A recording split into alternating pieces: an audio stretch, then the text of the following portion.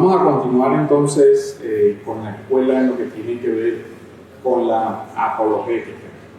Ya se habían mencionado algunas nociones que son importantes, pero no está de más reiterarlas. Cuando estamos hablando de apologética, estamos hablando de hacer una defensa, de hacer una discusión, una defensa sobre algo. El texto que se ha venido utilizando base y que es como el lugar donde más comúnmente se comienza a hablar de ese tema es el texto de la primera epístola del apóstol Pedro, en el capítulo 3, versículo 15. Voy a leer para ustedes. Dice: sino santificad a Cristo como Señor en vuestros corazones, estad siempre preparados para presentar defensa ante todo el que os demande razón de la esperanza que hay en vosotros, pero hacedlo con mansedumbre y con reverencia. Como decía, este texto es uno de los fundamentos clásicos para hablar de la apologética.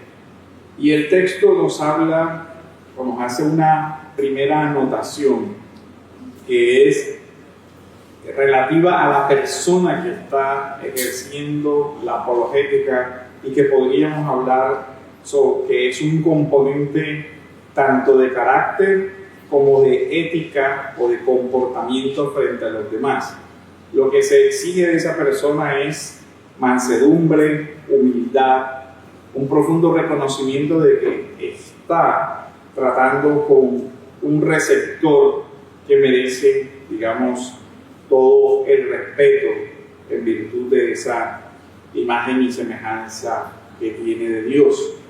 Por lo tanto, la actitud a la que uno debe acercarse cuando se habla de apologética no es la de pretender mostrar una superioridad de conocimiento para humillar a alguien, para ganar una discusión, o para exhibirme, o para mostrarme como el inteligente, o para hacer una cacería de brujas de todo el que no esté de acuerdo con posturas que yo estoy sosteniendo, sino que de lo que se trata aquí es incluso de algo más vivencial, porque se trata de dar razón de mi esperanza, y en ese sentido se trata de dar razón de esa fe que nosotros tenemos y aquello que esperamos en Dios, aunque pueda tener entonces elementos que tienen relación con la razón o con la mente.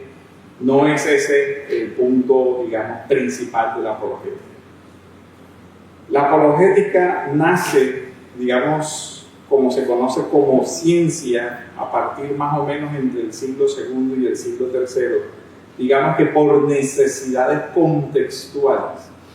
Y las necesidades contextuales son la persecución que comienza a sufrir la Iglesia por parte de tanto el judaísmo de la época como la relación con el mundo pagano.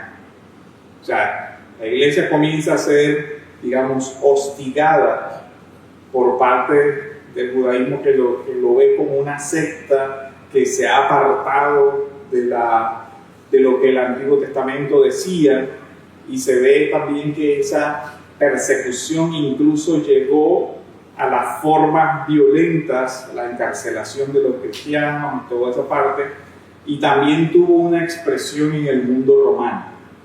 Los emperadores comenzaron a decretar persecuciones por acusaciones que se hicieron. Varias de esas acusaciones eran sacrilegio y delitos contra la majestad del emperador. A los cristianos, curiosamente, se les comienza a endilgar el cargo de ateos. Esto dentro del mundo romano, digamos que era algo muy delicado, porque el mundo romano entendía que eran los dioses los que cuidaban la ciudad. O sea, Roma era protegida por sus dioses. Esta gente rechaza a nuestros dioses. Esta gente pone en peligro la supervivencia de nuestra ciudad y del mundo entero. esta gente debe ser destruida. Y por eso, desde esa lógica, se van las persecuciones. El emperador es divino, el emperador debe ser adorado, el emperador debe ser la suprema autoridad dentro de nuestro mundo. Dice, y esta gente se niega a adorar al emperador. Eso es un delito de lesa majestad. Eso era un delito civil incluso, y por lo tanto merecen la pena capital. Y eso es la justificación legal, porque estamos hablando dentro del sistema jurídico romano, para las persecuciones ordenadas en algunas ocasiones de manera regional. Por ejemplo, Nerón expulsa a los cristianos de la ciudad de Roma, pero Claudio y otros emperadores extienden la persecución a todo el imperio romano, porque se trata de un tema de ley civil. Y así Domiciano y otros emperadores, por razones políticas, por razones sociales, por razones que sean, vemos que se da una cierta acusación. Dentro de esas acusaciones inverosímiles que se hacen al cristianismo en el segundo siglo está, además de la de ateísmo, está la de canibalismo. Por una interpretación literal del tema de la cena del Señor, se dice, los cristianos están comiendo carne humana, los cristianos están sacrificando niños para sus rituales. Entonces, a partir de esas acusaciones, los padres de la iglesia tienen que salir a hacer una defensa, o sea, una apologética. Se les acusa de inmoralidad sexual porque si son hermanos, entonces se están casando entre hermanos, entonces son incestuosos. Y así vemos las acusaciones que se hacen en el mundo antiguo para los efectos de la fe cristiana. Que se nota que no había una clara comprensión de cuáles eran realmente los puntos principales de la teología cristiana en esa época. Recordemos que el cristianismo en esa época era un movimiento pequeño, marginal, si podemos decir, y que por lo tanto era una mezcla entre una religión de un pueblo que era considerado bárbaro, que eran los judíos, pero que a su vez se presenta un evento que es que este grupo quedó sin vínculos, porque la religión judía era una religión lícita dentro del Imperio Romano. Es decir, ya ellos tenían un reconocimiento judicial, una protección jurídica como ente eso. Cuando la iglesia se va notando diferente a la sinagoga, entonces, ¿cuál es el estatus de estas personas? ¿Qué son? Porque no son judíos, sino que dicen que adoran a otro Señor, un tal Cristo, y aquí comienza todo, digamos, esa situación. Entonces, ese es el escenario del siglo II, siglo III. El cristianismo entonces encuentra una fuerte oposición en el mundo pagano a varios niveles. A un nivel institucional, es decir, el aparato del Estado, el emperador y sus procónsules y todo lo demás. En esto son significativas, por ejemplo, hay unas cartas de Plinio a Trajano, donde él le pregunta, ¿qué hago con los decretos que se expidieron antes de tu reinado sobre la persecución de los cristianos? Los sigo persiguiendo, toda esa parte, y ahí se ve como una morigeración de todo ese tema. Pero los cristianos entonces son perseguidos por un lado a nivel institucional, pero por otro lado a nivel popular. Es decir, el mismo pueblo comienza a tener conceptos distorsionados sobre lo que es para ellos culto extraño.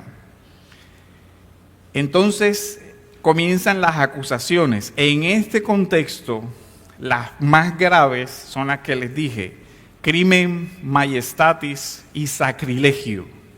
es curioso que el cristianismo termine con una acusación de ateísmo, pero en un mundo politeísta y en un mundo donde todos los dioses eran, había un panteón de dioses, el hecho de que un cristiano no se arrodilla ante imágenes ya era extraño para esa condición social. Que tú no rindas el culto al emperador era algo que no cabía, dentro de los deberes de ciudadanía. Entonces ellos decían, si esta persona no presenta la adoración al emperador, ¿cuál es la posición de esta persona para proteger la sociedad como tal? O sea, era un tema de orden civil, porque la razón era, si él no es leal al emperador, para ilustrar como el razonamiento, si él no es leal al emperador, ¿qué pasa si se desata una guerra contra nosotros? ¿De qué lado van a estar estos cristianos? Ya sabemos que no es del lado del emperador. Luego entonces son un peligro para la sociedad en general y ahí viene la lógica de la persecución, como una especie de guerra preventiva. Antes de que se pongan contra nosotros, mejor acabemos con esta gente que es problemática. Por otro lado, comienzan filósofos y pensadores paganos a denigrar de la fe cristiana. Entonces aquí es donde comienzan los padres apostólicos segundo siglo, que se les consideraron como los padres apologistas. En general, estos eran griegos, los padres apologistas griegos. ¿De qué se ocuparon? De refutar las acusaciones contra los cristianos, de criticar la religión pagana y de responder a las acusaciones de los filósofos paganos y de exponer la verdad de la fe cristiana. Y es curioso que en un mundo, precisamente en el contexto de la filosofía helenista, estos padres comienzan a hacer una afirmación que es para la cultura y para la modernidad nos parecería extraña. Ellos comienzan a denominar la fe cristiana como la verdadera filosofía. Ellos dicen, ustedes son filósofos. Bueno, el cristianismo es la verdadera filosofía. Nosotros somos los verdaderos filósofos, y eso tiene todo un contexto de qué era en ese momento, cómo se entendía la filosofía, no solamente como abstracciones, sino como una idea completa de la realidad y además de eso, una vida ética. De tal manera que los padres de la iglesia comienzan a hacer ese desarrollo. Vamos a hacer una síntesis de las principales ideas que nosotros vemos en la apologética del segundo siglo. Ahora, ¿esto por qué viene a ser relevante? Porque las escuelas modernas de apología, de alguna manera, tienen un primer desarrollo en esta parte. Entonces, este es el contexto de la apología. Uno de los primeros apologistas, ahora que no se conserva, es Cuadrato. De Cuadrato nos habla Eusebio de Cesarea, y Cuadrato dirige una apología al emperador Adriano, años 117 al 138. El emperador Adriano, y comienza a dar una explicación de lo que es el cristianismo, y es el antecedente de cómo se usa de manera como evidencia para la fe todo el tema de las curaciones milagrosas del Señor. O sea, él dice, mira, estos milagros indican que esta persona es algo más que un simple ser humano. Entonces, ahí comienza la utilización de los fenómenos milagrosos como un argumento apologético. en las modernas apologéticas también vamos a encontrar un recurso a los milagros como un indicador de la autoridad del Señor. Luego viene el filósofo cristiano Aristides, también dirige una apología al emperador Adriano. ¿Por qué las apologías se dirigen a los emperadores? Porque el cristianismo está tratando de justificarse, o sea, de explicarle a las autoridades, realmente nosotros no somos un peligro a nivel civil. Nuestras creencias no están comprometiendo la seguridad del imperio. Nosotros somos ciudadanos del imperio y es más, incluso somos hasta mejores ciudadanos. Y ahí viene el alegato moral. Es decir, nuestra fe incluso nos demanda que nosotros respetemos a las autoridades. Lo que no podemos hacer es adorar personas o cualquier otra cosa que no sea Dios. Entonces comienza ya a explicarse. No somos un peligro como ustedes lo entienden, sino que nosotros no adoramos a un emperador, pero no quiere decir que denigremos. O sea, ya comienza como a darse esas explicaciones. Aquí comienza un diálogo interesante entre la relación de la razón humana natural y la revelación bíblica. Aristides comienza a utilizar en su apologética las pruebas que los aristotélicos y los estoicos habían utilizado para demostrar la existencia de Dios. Es decir, Aristides ya toma toda la base filosófica pagana sobre cómo ellos habían argumentado sobre la existencia de un ser sobrenatural, toma todo el argumento de la causa primera y toda esa parte de Aristóteles y lo presenta como parte de la justificación racional del cristianismo. O sea, es de los primeros que hace esa, digamos, esa fusión de esos dos horizontes. Aristides toma toda el razonamiento estoico sobre la existencia de un ser superior y lo traduce a argumentos de las pruebas y la existencia de Dios.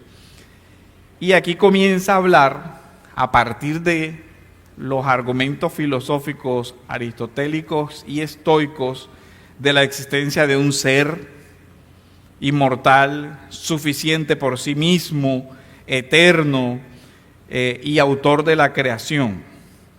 Y él ve que incluso los bárbaros han logrado establecer ciertas cosas que son comunes.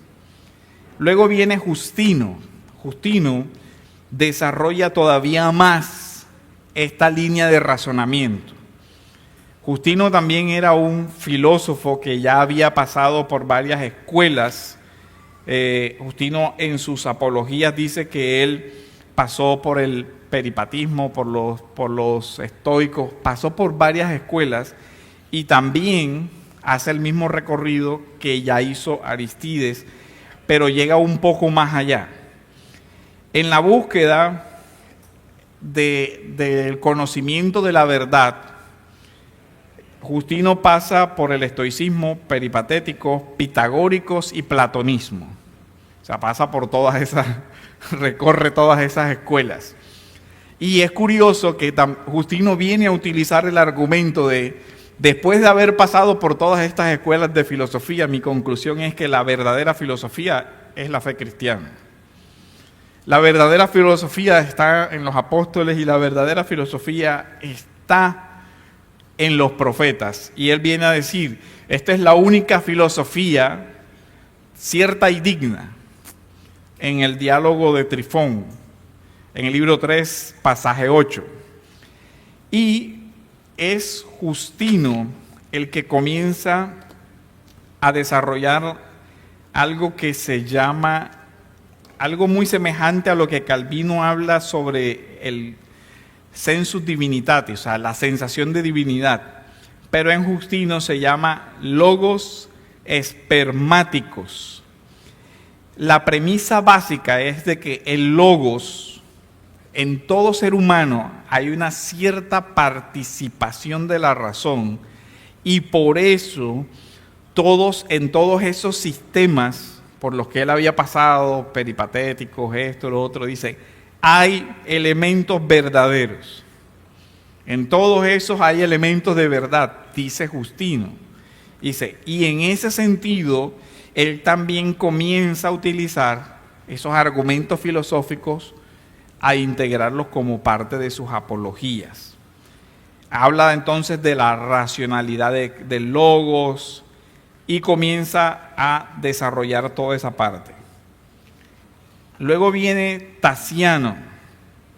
El problema con Tasiano también es que, aunque tuvo una buena formación cultural, aquí hay algo que es importante que se sepa, y es que la mayoría de estos padres de la iglesia eran personas extremadamente cultas. Muchos eran abogados, otros eran retores, o sea, profesores de retórica de la época, como el ejemplo de Agustín. Tertuliano era un abogado que destacaba, y por eso las apologías que hace Tertuliano eran muy jurídicas, era como una defensa casi que la misma técnica de la defensa de un caso judicial en esa época. Pero aquí vemos la otra postura. En Tasiano hay un desprecio absoluto a toda su formación anterior. O sea, Tasiano viene diciendo, no hay ninguna compatibilidad. Nosotros no deberíamos utilizar nada que venga de la filosofía pagana para defender la fe.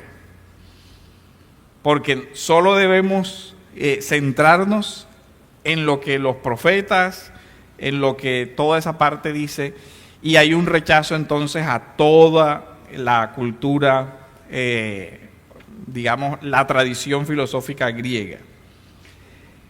Luego viene Atenágoras. Atenágoras dirige también apologías a favor del cristianismo, dirigidas a Marco Aurelio Antonino y a Lucio Aurelio Cómodo.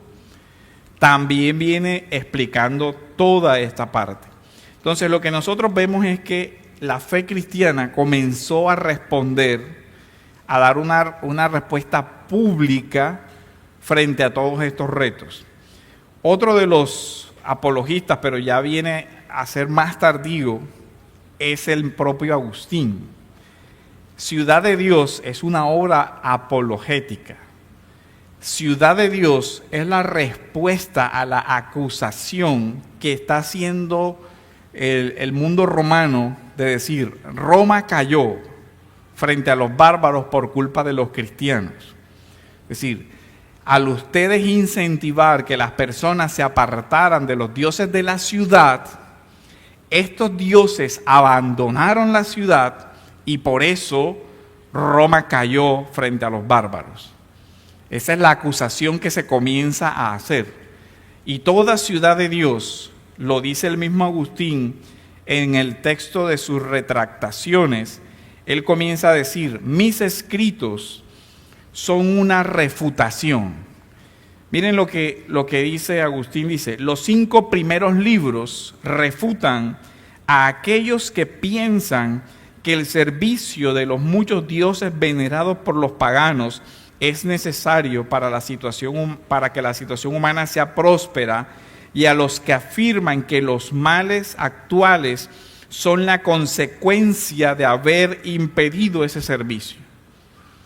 O sea, lo que estaba sucediendo es que se estaba creando toda una mentalidad diciendo la culpa de que Roma haya caído es de los cristianos, porque ustedes impidieron el culto a nuestros dioses nos abandonaron y por eso caímos. Entonces, toda ciudad de Dios es una obra apologética. En el libro de las retractaciones, Agustín va a comenzar a explicar cómo cada una de las partes de su libro está respondiendo a ataques que vienen de diferentes frentes. Entonces vemos cómo el cristianismo antiguo hace un acercamiento a responder eso. ¿Qué puede ver uno de este periodo con relación a los padres? Ellos hacen una defensa contra acusaciones morales, sociales, contra falsedades que se imputan. Usan un método polémico donde algunos hacen una crítica directa a la filosofía pagana que les está, atacando, pero algunos utilizan los mismos argumentos de esos filósofos para ese debate. Otros rechazan esa metodología. Entonces, eso es algo que se presenta en la patrística de los dos puntos. Algunos padres, como Agustín, dicen, sí podemos utilizar todo esto. Otros padres dicen, no. Como Tertuliano, por ejemplo, dice, no, eso no se debería. La apologética no debería integrar, no debería hacer esa referencia a eso. Entonces, ese choque va a seguir como todos esos debates en la historia del cristianismo, y en las posturas apologéticas se van a encontrar hoy casi que ese mismo debate. Algunos que dicen, no, eso es pagano, eso no. Otros que dicen, no, o sea, si reconocemos que hay un logos en ellos, algunas verdades hay, y eso va a seguir y a perseguir el debate hasta nuestros días. ¿Cuál es el valor de todo esto? ¿Por qué la iglesia debería interesarse en todo esto? Primero, hoy nosotros también tenemos que responder a desafíos culturales, como en esa época. Y debemos hacerlo desde la revelación, y debemos hacerlo en un lenguaje que contextualice como ellos trataron de hacerlo. Lo que ellos trataron de hacer es poder hablar de tal manera que las otras personas entendieran. Nosotros no estamos comiendo niños. Nosotros no somos caníbales. Cuando hablamos del cuerpo y la sangre del Señor, nos estamos refiriendo a una ceremonia donde hacemos esto y esto. Por eso se ve en algunas apologías una explicación de la cena del Señor, porque era parte de las acusaciones. Entonces decían, miren, lo que nosotros hacemos en la cena del Señor es, conmemoramos esto, cantamos unos himnos, hacemos tal cosa, y explican. Nosotros no estamos haciendo nada inmoral, nosotros no estamos haciendo nada de esto. O sea, le traducen, esa terminología que es propia de la fe cristiana, la traducen para que los paganos puedan llegar a entender que cuando se refiere a comer y beber la sangre del Señor, no es que se está cogiendo a alguien y se le está sacando la sangre y están comiendo carne humana. Entonces, lo que hacen es traducir de alguna manera eso a la fe, a la comprensión de su cultura. Ahora, hay acercamientos modernos que uno podría decir que tienen sus raíces en diferentes énfasis de esta primera etapa. Básicamente hay como 5 grandes acercamientos. El que se llama evidencialista, el que se llama clásico, el que se llama presuposicionalismo, y otro que se llama acumulativo, y otro que se llama de filosofía reformada o de teología reformada. Brevemente, ¿qué trata de decir, por ejemplo, el enfoque evidencialista, que es el que vamos a desarrollar hoy? Ellos decían, la apologética cristiana puede sostener que hay ciertas verdades que son accesibles al público, porque son hechos históricos y temas empíricos. O sea, esa es como la idea. Entonces ellos dicen, hay hechos históricos y especialmente ellos se fijan en la resurrección de Cristo como una evidencia suficiente para justificar la fe cristiana. La mayoría de estos enfoques recurren a las técnicas del derecho probatorio, del derecho de pruebas. O sea, por ejemplo, Josh McDowell, que es uno de los exponentes, digamos, más conocidos acá como en Latinoamérica, por un libro famoso que se llama Evidencia, que sí es un veredicto, creo que muchos lo han visto por ahí. Estudió leyes y lo que él hace más o menos es hacer una investigación aplicando esa metodología de investigación jurídica para presentar como si fuera un caso ante un tribunal. O sea, esa es su metodología. Entonces, él dice, normalmente cuando se va a investigar algo, se consultan los testigos. Entonces, comienza a hacer una evaluación una clasificación de testigos. Entonces, él dice, testigos a favor y testigos hostiles. Entonces, él viene y dice, los filósofos paganos o los historiadores paganos son una especie de testigos hostiles. Ellos no tenían interés en hablar de esto, pero lo hablaron porque les tocó. Es decir, estos historiadores terminaron hablando de Cristo porque el fenómeno sociológico cristiano los obliga. Pero en su defecto hay cosas que se dicen que prueban lo que dice el Nuevo Testamento. Ejemplo, la carta de Plinio le dice a Trajano que estos adoran a un tal Cristo como si fuera Dios. Entonces, una forma de decir eso es decir, mira, aquí hay un documento histórico, aparte del Nuevo Testamento, que describe que los cristianos adoraban a Cristo como un Dios. Y mira el Nuevo Testamento que dice que los cristianos adoran a Cristo como a Dios. Tienes dos fuentes diferentes que te apuntan a la existencia de un mismo hecho.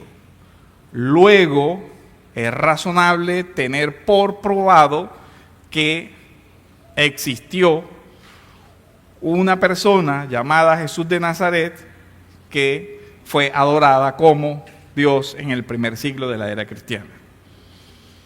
¿Vale? O sea, más o menos ese es un ejemplo del uso de esa metodología. Entonces lo que se hace es una clasificación de cómo se prueba qué cosa. Entonces, por ejemplo, McDowell hace una distinción y para decir, hay que tener cuidado porque se está utilizando el argumento de que el cristianismo no se puede probar por la ciencia, pero él hace una distinción que hace una clasificación de conocimiento. Es decir, que cuando decimos ciencia, ¿de qué nos estamos hablando? Dice, si tú me estás hablando de la ciencia que puede repetir en un laboratorio algo controlado, dice, el cristianismo no se puede probar por ese método. Dice, pero es que muchas otras cosas tampoco se pueden probar por ese método. Luego entonces tienen que haber métodos para cosas diferentes. Entonces, una cosa es probar la estructura celular y otra cosa es probar un hecho histórico. Entonces, él viene y dice, no se puede utilizar para el cristianismo este criterio de ciencia, sino otro criterio que es el de historicidad. Y él viene y dice, ¿cómo se prueba la historia? ¿Cómo sabemos que Napoleón existió? ¿Cómo sabemos que Sócrates existió? ¿Cómo sabemos que Platón existió? ¿Cómo sabemos que todos estos personajes de la historia existieron? Entonces él dice, bueno, por varias formas. Uno dice, pruebas documentales, pruebas testimoniales. Igual que un juicio, o sea, entonces, ¿dónde están las pruebas testimoniales? Entonces él dice, mira, aquí hay una obra que se llama La República, que se le atribuye a que la escribió Platón o que por lo menos uno de sus discípulos lo escribió. Luego entonces tienes un documento que habla de este personaje, pero tienes testigos que te dicen que Sócrates era una persona que terminó en un juicio, esto y lo otro. Lo dice uno de sus discípulos, pero lo dicen otros. Entonces se puede demostrar el evento. Entonces el evidencialismo enfatiza el tema de los hechos probatorios. Y como decía, la técnica es muy jurídica. O sea, al final, por lo menos en McDowell, la argumentación es casi la argumentación estricta de un caso judicial. O sea, él hace el mismo procedimiento. Su metodología es... Bueno, su metodología es la de su formación, la de un abogado para probar un hecho. Ahora, el tema con este sistema es algo que se llama dentro del derecho los estándares de prueba. ¿Por qué? Porque el hecho que se pretende probar no ha sido presenciado por ninguno de los que están ahí. Supongamos que Juan mató a Pedro. Luego alguien va a juzgar eso. Lo llevan a un juicio y el que está ahí, que es el juez que va a decidir, no vio cuando Juan mató a Pedro. ¿Qué hace? Reconstruye. Bueno, resulta que a Pedro lo mataron con un bate y resulta que el bate lo tiene este señor. Resulta que aquí hay sangre en el bate de este señor, pero también hay sangre del otro, entonces los dos estuvieron relacionados con el bate y tal. Hay un testigo que dice que Juan le tenía rabia al otro, y hay otro que dice que lo vio entrar a la casa, y hay otro que dice esto, pero al final son razonamientos e inferencias. O sea, él reconstruyó y dijo, sí, hay un grado de conocimiento que me da la certeza de que esto pasó. Luego se produce eso. Entonces, el tema es que, así como un juicio pueden haber para alguna persona, dice, para mí el bate con la sangre de este y del otro es prueba suficiente de que él fue. Otro puede decir, puede que este tuviera el bate, se golpeó, sangró, luego le prestó el bate al otro y este también se golpeó y sangró, y se da la coincidencia de que hay sangre de los dos y hay otra hipótesis que puede explicar el evento. Luego la prueba no es tan concluyente como parecía al principio, ¿no?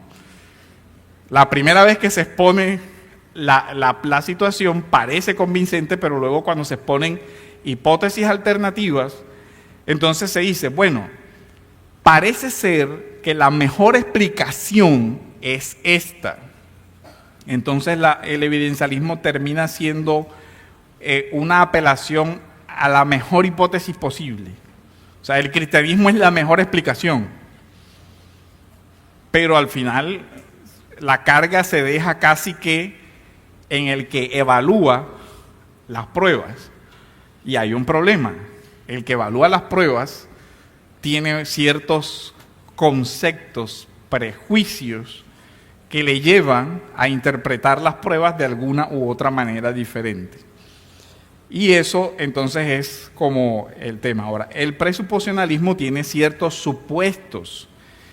Uno de los supuestos metafísicos es lo que se llama realismo. Es decir, hay un mundo objetivo, hay una realidad material, y ese mundo objetivo es percibible por los sentidos de las personas.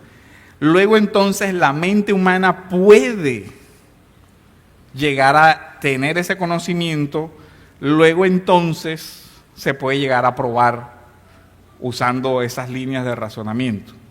Esa es como la tesis. ¿Qué se presupone? Hay un orden racional en el mundo y los eventos históricos dejan una huella. Entonces el razonamiento es, Jesús es un personaje de la historia. Jesús dejó una huella en la historia. Entonces vamos a seguir esa huella. Dejó sus discípulos, dejó esto, dejó lo otro, y así se va reconstruyendo el caso para apuntar a luego decir, estos milagros, ven, el tema del evidencialismo es un tema de mucho razonamiento. Ellos dicen, un milagro es una alteración de las leyes, digamos, físicas. Si hay una alteración de las leyes físicas, quiere decir que hay algo superior a esas leyes. Si Jesús altera estas leyes, quiere decir que Jesús es superior a estas leyes. Luego Jesús es Dios. Más o menos son las formas de razonar. Entonces los milagros se utilizan como una forma de evidencia de que es más que un simple ser humano. Ya ven, es más que un personaje de la historia, porque un personaje de la historia no camina sobre las aguas, no convierte el agua en vino, no resucita muertos, no hace todo eso. Entonces, ese es el tema. Pero ¿cuál es el presupuesto? Que ambos pueden evaluar las evidencias. ¿Sí ven? Ambos, el que recibe la evidencia la puede evaluar. Y ahí hay obviamente que sus fallos. Ellos, pero ¿qué presuponen también? Que hay un terreno racional común. Él decía, tú también puedes aplicar las mismas reglas del razonamiento que yo estoy aplicando para deducir esto. O por lo menos puedes ver que estoy haciendo algo que tiene eso. Entonces, el esquema básico general de esto es, existen hechos históricos bien establecidos. Estos hechos históricos requieren una explicación. Ejemplo, existen los milagros de Jesús. Estos hechos milagrosos requieren una explicación. La explicación o la hipótesis cristiana es que eso demuestra que Jesús era más que un simple humano, por lo tanto, Jesús es Dios, o por lo tanto, el cristianismo es justificable, o por lo tanto, si ven, hay un razonamiento y eso te lleva a una justificación de una afirmación. Y por lo general, este enfoque es mucho de ese punto de evaluación. Un caso clásico es en la obra de McDowell, por ejemplo, la tumba vacía. Entonces él dice, se sabe que Jesús murió, está atestiguado, o las fuentes romanas dicen que fue crucificado y que murió. El Nuevo Testamento también dice que fue crucificado y que murió. Luego sabemos que murió. También sabemos que fue enterrado, pero el cuerpo no aparece.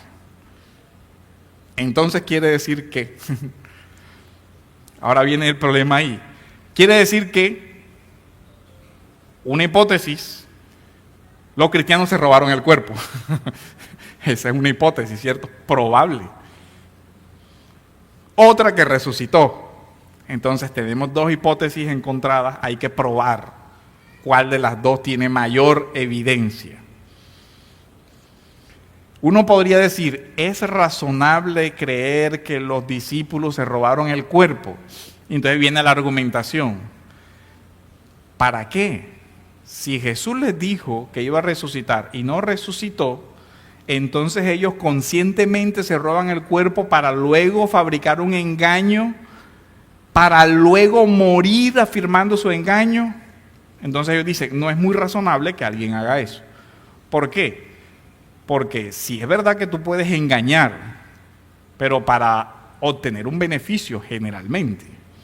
Es decir, yo engaño a alguien para robarle dinero, pero no engaño a alguien para que después me maten.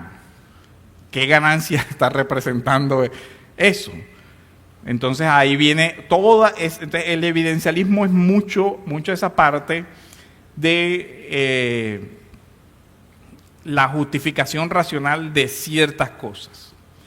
Aquí vemos entonces que la mayor parte de las evidencias son empíricas, es decir, de hechos materiales. Entonces, esa línea de argumentación por lo general es muy arqueológica también. O sea, apareció una inscripción donde dice que David tal cosa.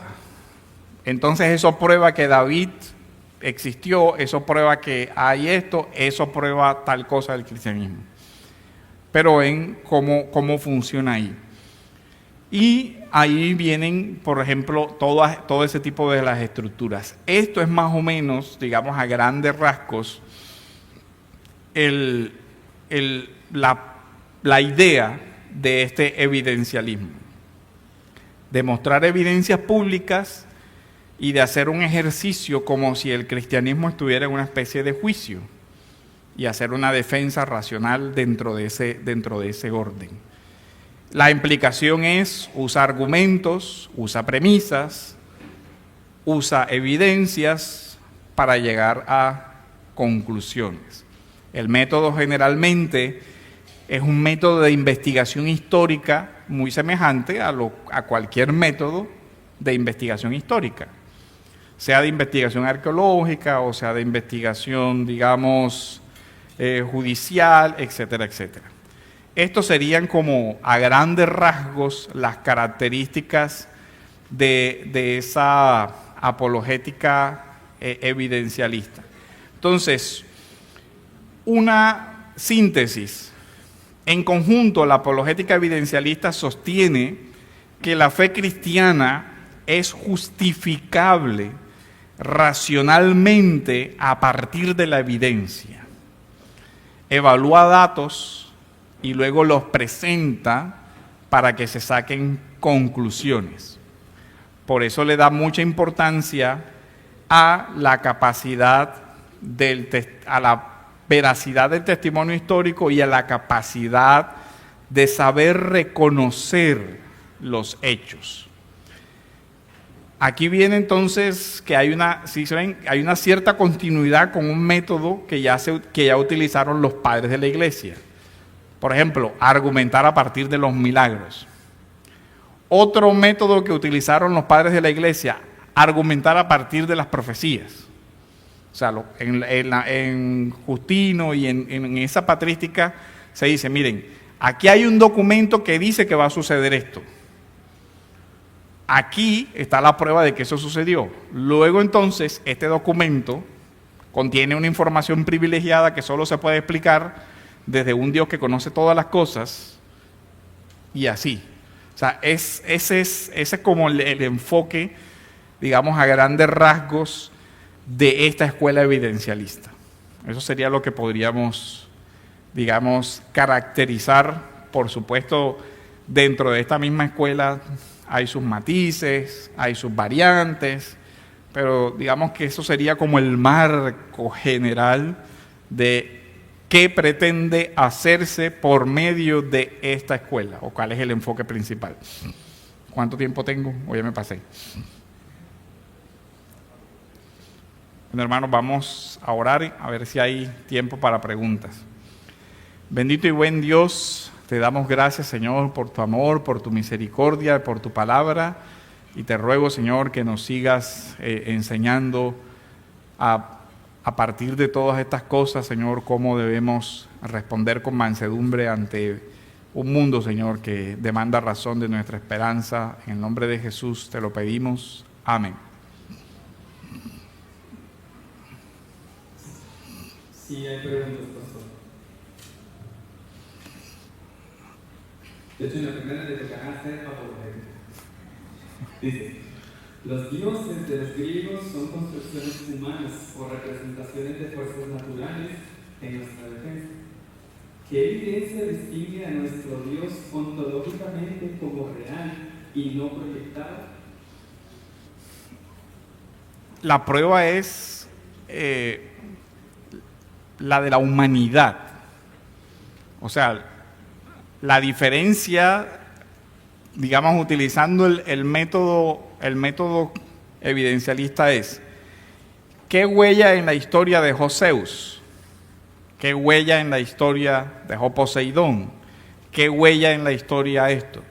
Realmente lo que se observa con Poseidón es tratar de darle una explicación a ciertos fenómenos naturales del mar, atribuyéndolo a fuerza, a una personificación de fuerzas. Pero, ¿qué pruebas históricas hay de la manipulación del mar por parte de Poseidón? Fabriquen una prueba. Uno decía, bueno, un tsunami implica que el mar se movió. Si hay movimiento, alguien causó el movimiento. Luego fue Poseidón. Y uno dice, pero pudo ser una placa tectónica también. Y entonces, no hay una prueba, no hay eso. Pero, con relación al cristianismo, está la doctrina de la encarnación de Dios. Y esa encarnación divina sí dejó registros en la historia, y no solo en la historia bíblica, sino en la historia humana. Pilato fue un personaje histórico, Herodes y todo eso son personajes atestiguados. Luego entonces esos diálogos entre esos personajes no es un mito. O sea, hay una interacción humana y hay una huella en la historia que diferencia este relato de este relato. Entonces, esa es una forma de hacerlo. Hay una diferencia ontológica porque sí estamos hablando de una persona histórica con una huella en la historia, mientras acá estamos hablando de una explicación o el intento de una explicación de eventos. Gracias, pastor. Siguiente. ¿Es adecuado defender la fe cristiana solo con evidencia científica y filosófica sin recurrir a la escritura? Eso hace parte de uno de los debates.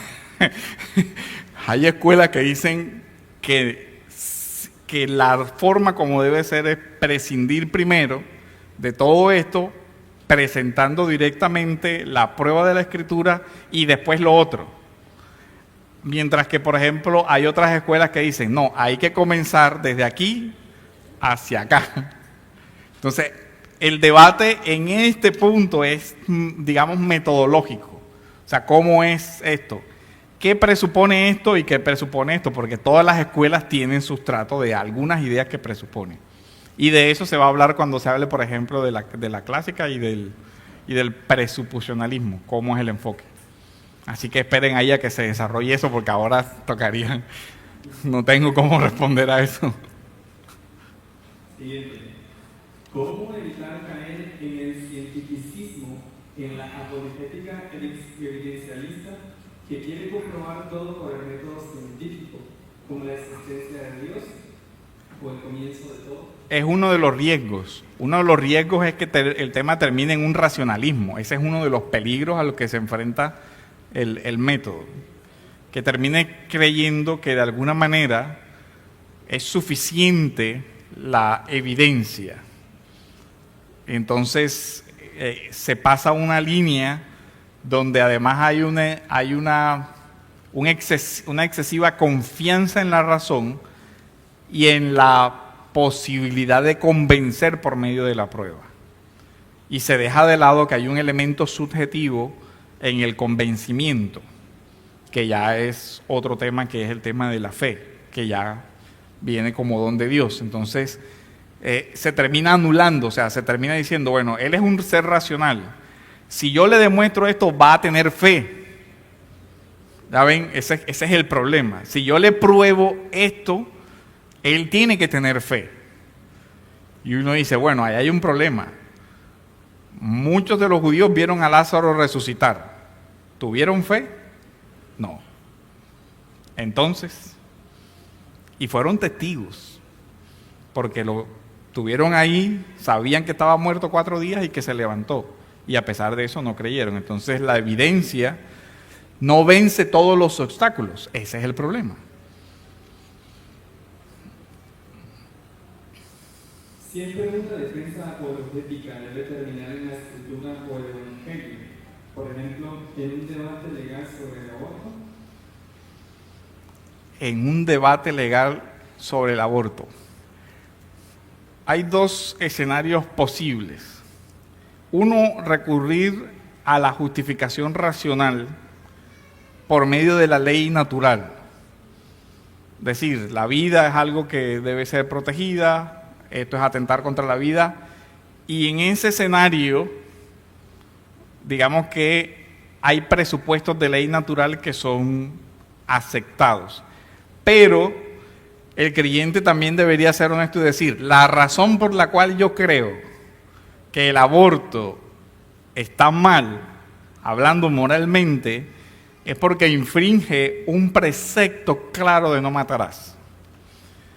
Entonces, también creo que en el debate público hay que ser ético y, digamos, exponer la razón de por qué lo estoy defendiendo. Porque es que a veces esos planos se ocultan. Es decir, yo estoy defendiendo que no al aborto por ley natural. Pero la verdadera razón por la que yo lo estoy defendiendo es porque soy cristiano. Entonces, lo bueno sería decir, yo tengo esta postura porque soy cristiano. Ahora, ¿el hecho de ser cristiano implica que mi postura es falsa o es verdadera? No necesariamente ninguna de las dos afirmaciones. Yo tengo que presentar igual las razones para eso. Entonces, digamos que el problema es que mucho del debate público creyente se hace como escondiendo las verdaderas intenciones. No sé para qué, pero bueno, a veces se hace así. No debería ser el tema. No debería ser ni motivo de vergüenza ni de decir, yo estoy en contra de esto porque soy cristiano.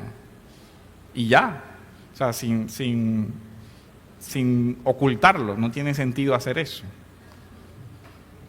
Última pregunta. De acuerdo con la Biblia, ¿qué tipo de apologética deberíamos usar? Ese debate ya es exegético porque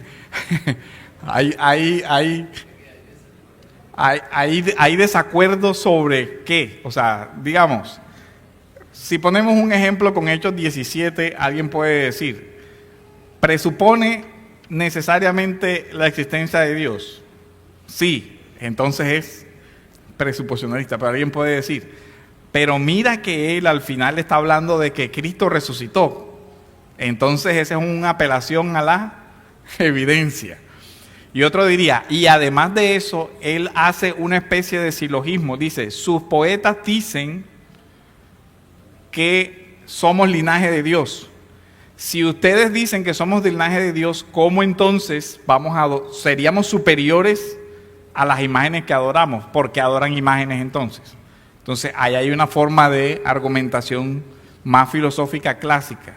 Entonces alguien diría, ahí hay una justificación para la apologética clásica. Y bueno, decida. Y llevo una última pregunta. El poner la otra mejilla... Bueno, venga, yo hago la aclaración. Incluso entre nosotros no hay una unanimidad sobre el método. O sea, cada quien de pronto se afilia a algo. Y eso es importante decirlo, ¿por qué, hermano? Porque aquí no se trata, digamos, de que esto no es como que es una herejía si usted es evidencialista y no es esto. O sea, no, son, digamos, acercamientos donde la iglesia tiene posibilidad de decir, hay, digamos acercamientos diferentes. Porque a veces este tipo de, digamos, de debate se afronta de una manera como descalificatoria para el hermano. Si tú no eres esto, ya tú, mejor dicho, casi que no eres ni cristiano. Entonces, eso hay que tratar de que vayamos asumiendo con madurez esas diferencias. Y en ese sentido, el debate es enriquecedor, porque a uno le toca decir, oye, yo realmente este punto no lo tengo como justificar tan bien como ellos lo hacen. Y ya, decir, bueno, me toca buscar. Hay otra hipótesis que es la acumulativa que dice, realmente yo cojo de lo mejorcito, lo mejorcito, y me hago mi propio sistema. Entonces miren lo que ha terminado. Y alguien puede decir, bueno, ejemplo, Lewis. Y uno dice, bueno, yo creo que nadie va a decir aquí que Lewis no es un cristiano porque tiene una posición ecléctica sobre este tema. Al contrario, uno dice, desarrolló cosas bastante interesantes para nosotros. O sea, para cualquier escuela que se ubique, es un referente que se tiene que leer indistintamente. Ahora sí, el poner la otra mejilla implica una apologética pasiva, es decir, ¿es adecuado callar cuando el evangelio es vituperado? No, o sea, cuando el ejemplo podría ser el ejemplo histórico de los padres de la iglesia, por eso comencé por ahí. O sea, la iglesia se defendió. Ahora, ¿cómo se defendió? Se defendió explicando, o sea, salió a la arena pública y salieron los padres a hablar con los emperadores en la medida de lo que podían, o sea, dirigirles cartas diciéndole, mira, aquí el derecho romano dice que nadie debería ser juzgado sin que se le respeten sus derechos mínimos. Y a nosotros, ¿por qué si nos juzgan sin que se nos respeten los derechos mínimos? O sea, ellos salieron a decir, también somos ciudadanos, porque se nos aplica un código jurídico distinto al resto de los ciudadanos romanos. ¿Qué pasa? O sea, ellos salen a hacer ese diálogo. Ahora, el tema es cómo se sale a hacer ese diálogo. Porque lamentablemente lo que sí vemos hoy es que se sale a hacer ese diálogo con el insulto, con la denigración, con la superioridad, con tú eres un ignorante, un bruto, un esto, con apelativos de toda clase, que uno dice, oye, ¿qué está pasando en la ética del diálogo entre hermanos? Porque yo se supone que estoy hablando, cuando se habla de las diferentes posturas, estoy hablando con un hermano, o incluso, si yo estoy hablando con un incrédulo, yo tengo que pensar, en esa persona está la imagen de Dios. Por lo tanto, yo tengo que tratarlo con dignidad de imagen de Dios. O sea, yo no tengo por qué ir a atropellarlo, ir a insultarlo, ir a denigrarlo. Yo hago lo que puedo, le presento el Evangelio y dejo lo demás en las manos de Dios. O sea, que Dios sea el que, si utilizará una evidencia o utilizará un relato existencial o utilizará un gesto de amor para convencerlo, yo no lo sé. O sea, yo no lo sé, pero lo que yo sí sé es que Dios me llama a mí a que incluso si es mi enemigo, yo lo tengo que amar. Y eso implica por lo menos no agredirlo ni físicamente ni verbalmente. Eso es lo mínimo.